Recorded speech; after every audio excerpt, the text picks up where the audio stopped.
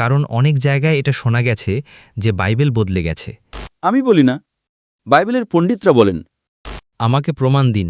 শুনুন শুনুন, আপনি প্রশ্ন করেছেন, আমি এখন উত্তর দিচ্ছি।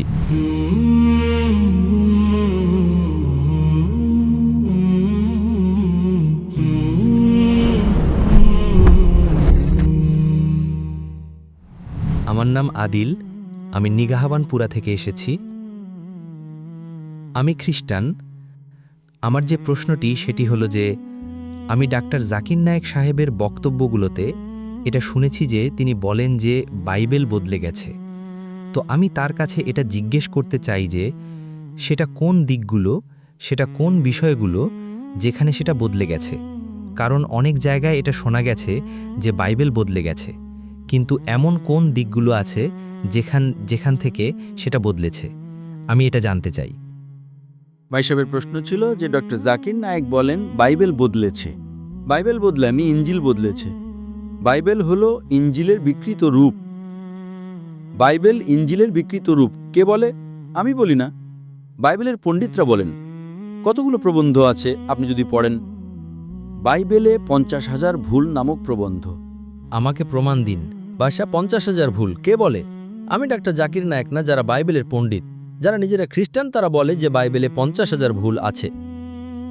আপনি যদি জানতে চান কি কি ভুল আছে, আপনি আমার ভিডিও ক্যাসেট দেখুন।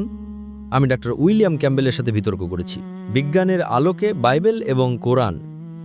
এর মধ্যে আমি অনেক বৈজ্ঞানিক ভুল বের করেছি। বাইবেলে অনেক সমৃদ্ধিতা আছে। একটি বক্তব্য দিয়েছি, বাইবেল কি ঈশ্বরের বাণী? বাইবেল কি ঈশ্বরের বাণী? অনেক ভুল আছে, শত শত ভুল আছে, শত শত সবিরোধিতা আছে। আপনি কি এই বিষয়ে কিছু বলতে চাইবেন? ভাই সাহেব, আপনি কি এটা শেয়ার করতে চাইবেন? শুনুন শুনুন, আপনি প্রশ্ন করেছেন, আমি এখন উত্তর দিচ্ছি। Okay sir.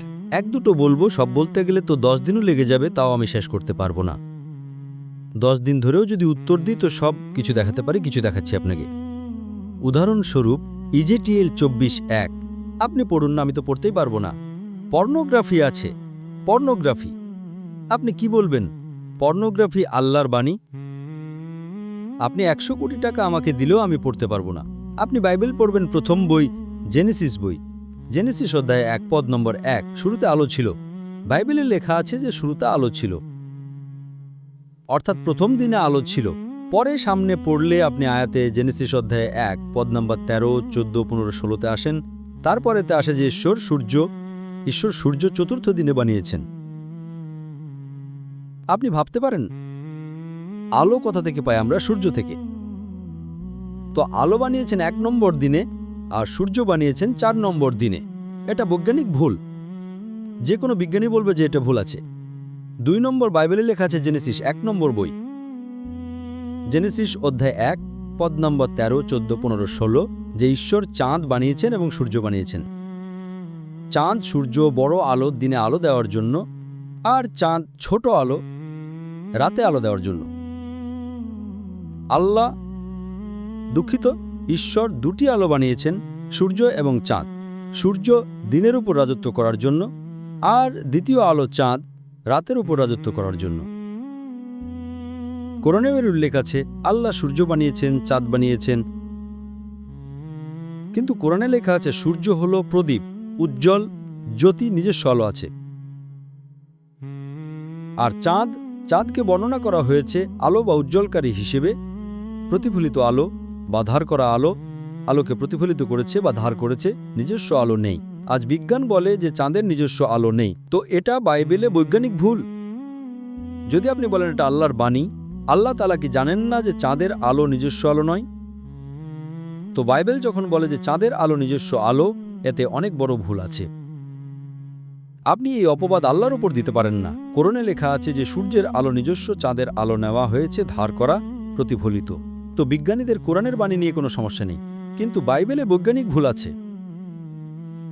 আমি চালিয়ে যেতে পারি।